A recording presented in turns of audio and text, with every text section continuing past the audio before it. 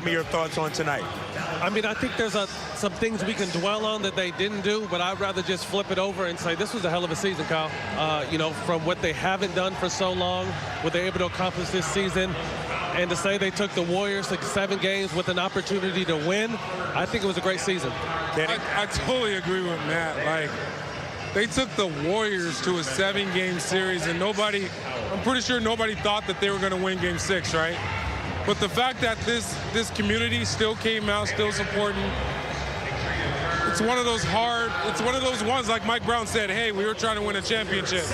But it's just one of those things that didn't happen. There's a tremendous upside. They just got to try and get back next year and take it from there. I'll be honest with you guys. To me, there's plenty of time to pat ourselves on the back. Yeah.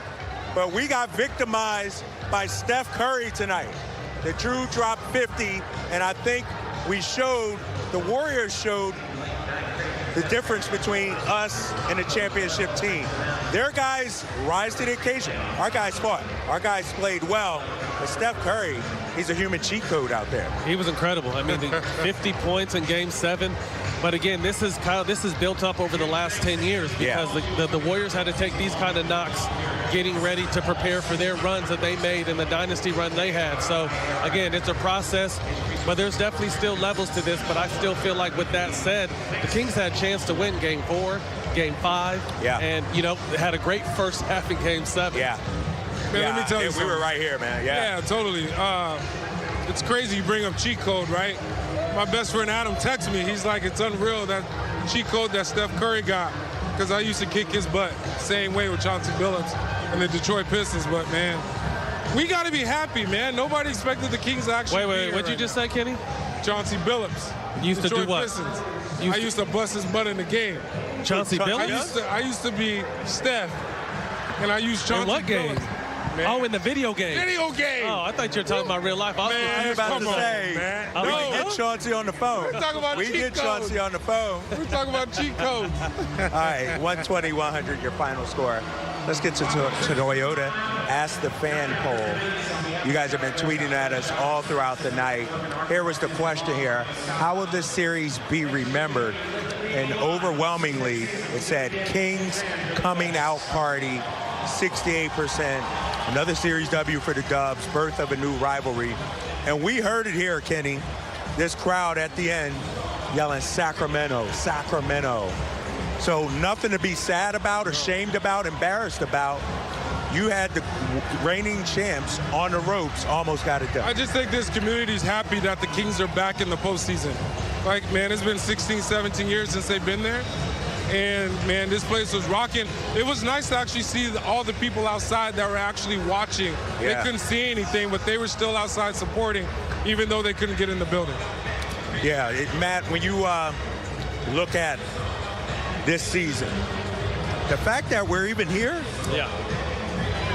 nobody thought this Sacramento Kings team would progress this far. And then you remember, even coming into the playoffs, everybody wanted to play Sacramento like it was going to be sweet. And I think they showed, one, that they're a really good team. They're young, but they have a great foundation, and you really want to tip your cap to the ownership, management. Yeah. Mike Brown did a hell of a job this year getting these guys to believe. I remember early in the season, Kyle, every time we talked to a player, they'd always mention Mike's name, and early on, I knew that means they bought into everything Mike was selling. So this team has a great foundation. I'm sure in the offseason, a couple pieces will move, a couple pieces will come, but as long as they're able to keep this core, this won't be the last of these crazy crowds in here. Let's get to the Xfinity X Factor. I mentioned Steph Curry. The dude was just ridiculous tonight. 50 points, 7 threes. He got up his shots, 38 shots. Man. 50 ball. 50. Kenny in a Game 7. Sum up Steph's performance tonight. Steph was incredible. Go ahead. Go ahead, my brother. I was going to say he wasn't going to let his team lose tonight. I think from the gate he came out very aggressive, and it wasn't just three-point shots. He was getting downhill in our paint all night. No one put a body on him. No one put him down on the ground. Not to hurt him, but just to let him know, hey, you're not going to keep coming in this paint. So he kept coming in this paint, hit shot after shot, and willed his team to a victory tonight. Human cheat code. For real. Man. It's hard to even play that good in a video game. Yeah, like, he did it in real life. Right, but what's unreal is, like, we talk about Steph, but Clay came out and played great, man. Some of the shots that he was making, behind the side of the backboard, it was unreal. And some of the layups that Steph makes, it's unreal, man. Here's you don't the think problem some of with those Steph. things are actually going to go in. This is the issue with Steph Curry. You can't be, or I guess you can, the greatest shooter in NBA history and have handles like that. And a layup package. And the layup pack. Like, I don't know how you defend that guy. Like, it's impossible, seriously. too, because especially these days, you can't really touch him, so Right. you can't guide him to where you want to go. So you're at his mercy. I think we did a good job at times during this series on him. But again, Steph shows you why he's one of the greatest players we've ever seen and the best shooter. But Kyle and Kenny, there's one guy we're not mentioning, and although Steph was incredible this entire series, they don't win this series without the way Kevon Looney rebounded the ball. I mean, tonight he had 21 rebounds, 10 offensive boards, and he was also able to neutralize Sabonis. Him and Draymond Green were able to neutralize Sabonis this series. He never really got loose.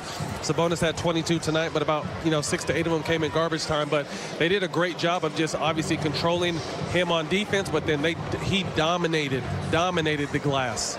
Kenny, why was Looney so effective out there? 9 offensive rebounds in the second half. Nothing against Sabonis and the Kings defense when it came to rebounds, but it just seemed like he wanted it more. There was a couple possessions. He got like two rebounds in the same possession.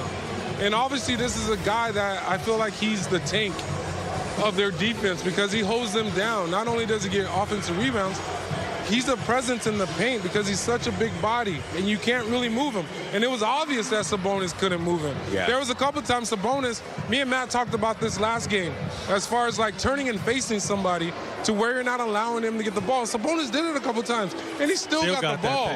I was like, whoa, just the desire. Unreal. Right. Yeah, he was a difference maker in this one. 21 rebounds as the Warriors win 120-100. I want to talk about Domantas Sabonis, our Wendy's fresh performer. The stat line says 22, 7 assists, 8 rebounds, 10 of 16.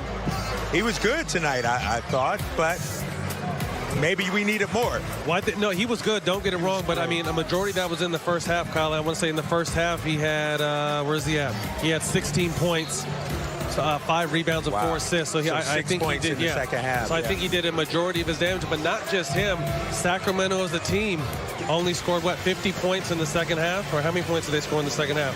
Where's the final stat sheet? 23-33, 42 points in the second half. 42 points in the second half. They had 58 in the first half, 42 points. And granted, you want to obviously credit Golden State's defense, but we went back to our Game 3 and Game 4 where we were missing a lot of wide open, not only threes, but touches in the paint.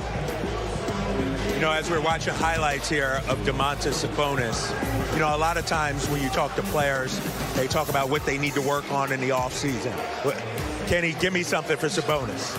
You put me on the spot? I'll tell you what. Yo, I got this. No, a former player don't want to go there. You were a big man, Kenny. I got this. All right, you all scared. Don't get scared now. First off, this is my second year. Y'all ain't getting rid of me, so, hey, I ain't going nowhere. Right. So with that said, man, Sabonis. Okay, obviously he goes over his right shoulder, right? Like, there has to be a counter. Like, do you go over your right shoulder with the up and under and come back to the right hand? Or do you just counter and go to the left, just over your left shoulder with the little baby hook? I used to eat and sleep off of my baby hook because, one, you have your offhand to where you guys can't get to it. They got to go through you and foul you to get to it. Things like that he really needs to work on because those are easy buckets, man. He didn't even use his right hand. And I think the Warriors knew that. Again, they played a great mind game with Sabonis because no one has played him in the paint all season. And Domantas has struggled this season when he can't overpower somebody. Yeah. And they played him so much to his right shoulder that if he just would have turned left, he probably would have made the defender fall down because they were leaning so hard on that right shoulder. So I'm sure he knows as much as we know that he has to work on his counter and get his right hand because he's so strong left-handed that if he starts coming back to his left shoulder, right hand, it's going to be easy for him. All right, so the Kings fall 120-100. Their season comes to an end. Let's bring in Morgan Reagan now for a little more perspective on today's loss and the season. All right, Morgan, just sum up how you're feeling right now. I feel a lot of different emotions. I feel disappointed that it has to end like that, but I also feel very happy and excited and I cannot wait to see what this team is going to do next. I mean, this learning experience, not only from what we saw all season long, but then in this series, you get to take on the defending champs and go to a Game 7. Does it get any better than that? So yes, I feel a lot of things. I'm not going to cry. I'm just happy right now, you guys. No crying. No crying.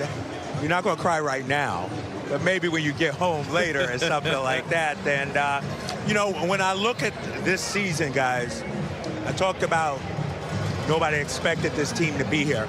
I think one of the biggest takeaways that I'll have from this season is the belief that these guys have. Yeah. And for a Sacramento Kings squad to have that belief, that's something we really haven't seen in recent years. Oh, it's important. And again, I credit Mike Brown for that, because this same group of guys didn't have that belief last year. Right. You know, obviously bringing new guys in, but I think from the very beginning they bought into Mike Brown and what Mike Brown has accomplished. And Mike Brown is a very hands-on coach and the perfect coach for a younger team that was looking for a foundation and an identity. And he made them believe in themselves. And then he made us believe in them. So that's why we had such high expectations. That's why we would sometimes be a little harder on them than we possibly should have, because we see their capabilities and what they can do. So, again, shout out to this whole organization, team, coaching staff.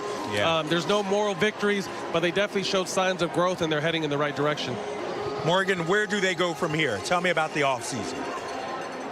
I mean, don't they only go up now, you guys? This is what's so cool about this, too, is that I hope you're all soaking this in, because this rise, we'll never feel this again. Our expectations for next season is to get past the first round already, and the game just ended. So you look at this organization, you look at this roster, and you know exactly where you need to make tweaks, right? And I think this organization knows exactly what they need to do right away. This is some of the hardest working people in this front office. And man, I know we can all look at today's game and break down what really went wrong. Looney was a beast. Steph Curry, cheat code. We keep mentioning that. But that third quarter too, you guys, the Warriors did a great job of capitalizing on the Kings' mistakes. And when I say that, think about it. The defending champs knew exactly what they needed to do. The Kings, they're going to learn from this, and then next season, they're going to know exactly what they need to do when they're in the same type of situation. So,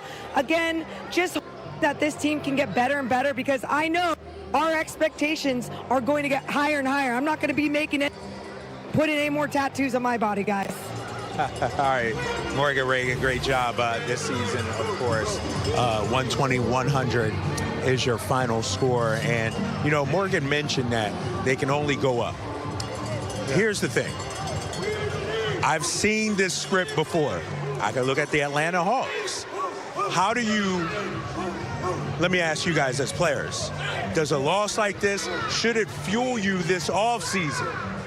Yeah, it should, because you got to go out and do things that the Warriors took away from you to help you get better. You get better, you help your team get better. That's what I was saying about Sabonis. You got to get in there and do certain things. Work on post moves. Like, start thinking like when you're at the top of the key, like start thinking like look at the rim, opposed to always a dribble handoff. Even if the dribble handoff doesn't happen, still attack the rim. But I feel like this team came out and played great, and I feel like I got to get my hat off to the bench and TD, because it's been hard from the standpoint of not knowing if you're going to play, but staying positive and come out and doing your job like you're supposed to.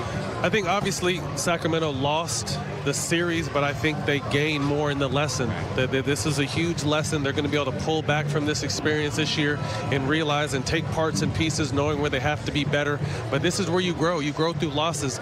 And this is going to sting, because I guarantee they feel like they should have won this series. Yeah. And they had opportunities to do that. So that's what's going to sting and drive them and fire them to go hard this summer, probably take a couple weeks off, take your family on vacation, and get back to work. But I think one big question, isn't Harrison Barnes a free agent? Yes. So that'll be a big question to see what kind of money they give him, or if, you know,